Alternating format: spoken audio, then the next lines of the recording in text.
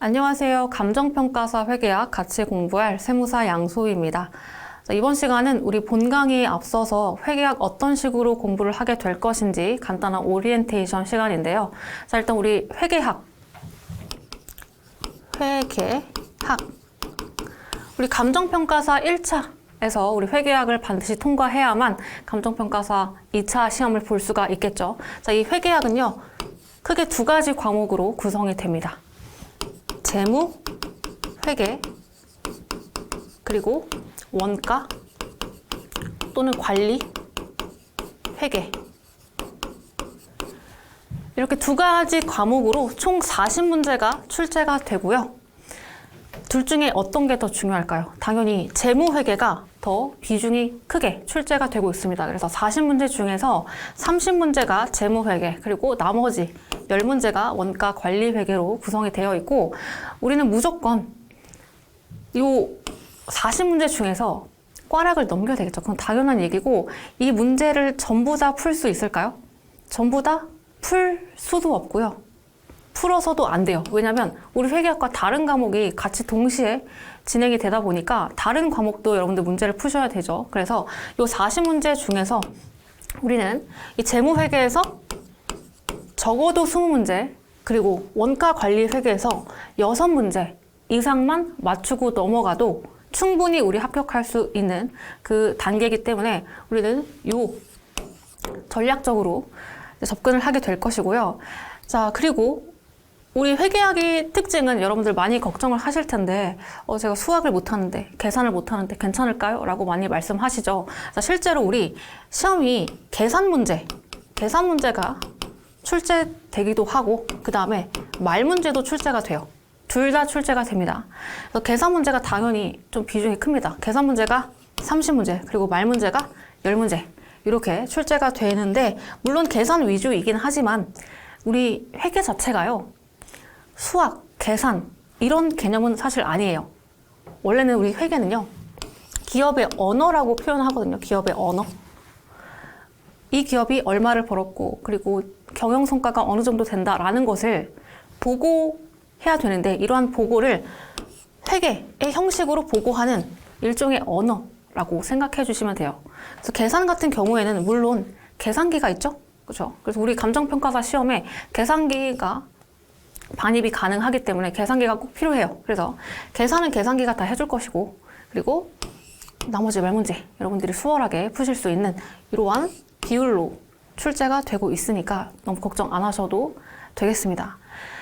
그래서 계산기 말이 나왔는데, 계산기가 여러 가지 종류들이 있죠. 그래서 감정평가사 분들이 뭐 공학용 계산기 많이들 사용하시잖아요. 그렇죠? 그래서 공학용 계산기도 있지만 우리 회계학 시험에서는 그렇게 어려운 그런 수학이 나오는 건 아니거든요. 더하기, 빼기, 나누기, 곱하기만 할 수 있으면 되기 때문에 단순한 계산기 있죠. 뭐 쌀집 계산기라고 해서 크게 뭐 기능이 필요하지 않은 그러한 계산기만 있어도 충분하다라고 보시면 되겠습니다. 그래서 항상 계산기로 내가 직접 계산하면서 공부를 해주시면 되겠고요.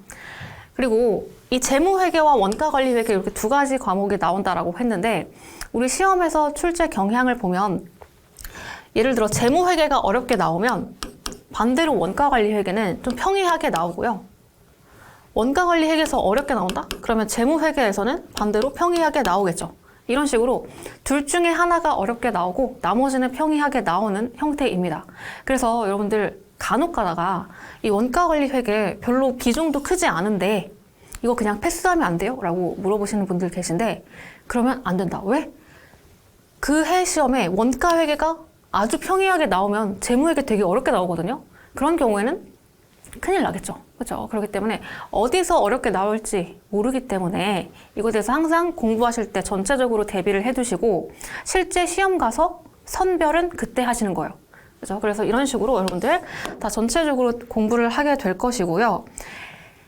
그리고 우리는 그 기본 이론 과정, 그리고 문제 풀이, 이렇게 두 가지 과정으로 진행을 하게 될 거예요. 물론 굉장히 좀 강의 수가 많진 않아요. 충분하지 않기 때문에 압축적으로 진행할 수밖에 없고요. 여러분들이 이 회계를 이것만 들으셔도 그죠? 충분하실 수 있게끔 제가 최대한 열심히 강의를 할 예정이고, 제가 교재도 직접 집필을 했죠. 교재 직접 집필을 했고, 그 전년도에 나온 교재보다, 기존의 교재보다 좀 교재 양이 좀 많이 늘어났을 거예요.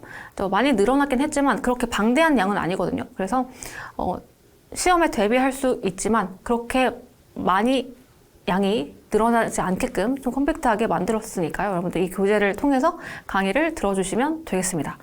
특히나 우리 교재 기출문제가 수록이 되어 있는데, 우리 감정평가사 시험의 특징이 관세사,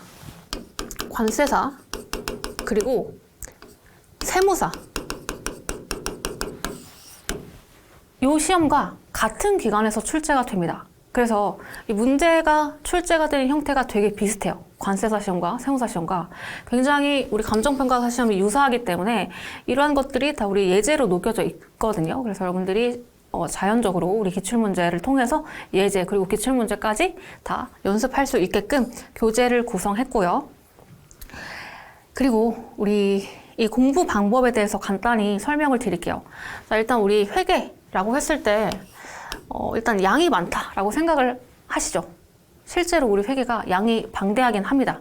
그죠? 그래서 우리는 어쨌든 이 회계를 뭐 연구하고 논문 쓰고 이러할 목적이 아니잖아요. 저희는 시험을 합격하기 위한 목적이죠. 그래서 최대한 우리 전략적으로 항상 시험에 나오는 파트들, 중요한 파트들이 정해져 있어요. 그래서 그 부분 위주로 여러분들 압축적으로 최대한 진행을 할 예정이고, 그리고 두 번째로 우리 계산에 대해서 항상 여러분들 부담을 가지시죠? 그죠? 그래서 계산은요, 계산기가 알아서 해주고, 그리고 우리가 앞으로 이 T자 모양의 계정을 자주 볼 거거든요. T자 모양. 이 T 계정이라고 해요. T 계정. T자 모양의 계정이라고 해서 이렇게 도식화해서 접근하게 되면 우리 계산 그리고 뭐 여러 가지 다른 실수들을 방지할 수 있어요. 그래서 굉장히 빠르고 정확하게 풀 수 있는 이 툴을 이용해서 문제를 풀게 될 거니까 여러분 너무 계산에 대해서 걱정 안 하셔도 되겠습니다. 그리고 우리 이 회계는요, 잘하고 싶으시면 회독을 늘리시면 돼요. 회계는 회독수가 늘어나면 늘어날수록 정말 수월하게 푸실 수 있는 과목이다. 다른 과목, 뭐 암기를 많이 해야 되는 과목, 이런 것들도 마찬가지겠지만 특히나 회계는 암기보다는 좀 논리 위주이기 때문에 이게 오히려 그 논리만 파악이 되고 회독수만 좀 연습이 된다라고 했을 때는 오히려 이 휘발성이 강하지 않아서 오히려 효자 과목이 될 수도 있어요.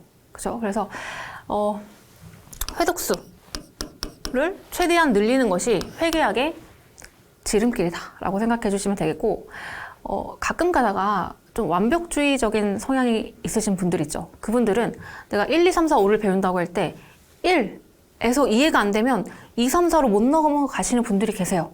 그런데 그런 식으로 공부하시면 우리 회계학은 잘할 수가 없습니다. 왜냐면 우리 회계학은요, 이렇게 단계적으로 점점점 1을 알아야 2를 알고 2를 알아야 3을 알고 이런 식으로 단계적인 학문이 아니에요. 병렬적이거든요. 병렬적.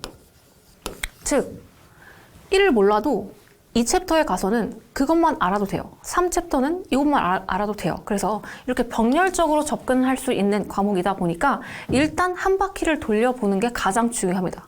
그래서 1에서 이해가 안 됐던 내용이 다시 9에서 내용이 이해가 될 수도 있기 때문에 이러한 것들이 다 유기적으로 연결되어 있어요. 그래서 일단 한 바퀴를 돌려보시는 것이 가장 우리 회계학의 핵심 공부 방법이다 라고 생각을 해주시면 되겠습니다. 자, 그러면 우리 오리엔테이션 여기서 마무리하고요. 본 강의에서 뵙도록 하겠습니다.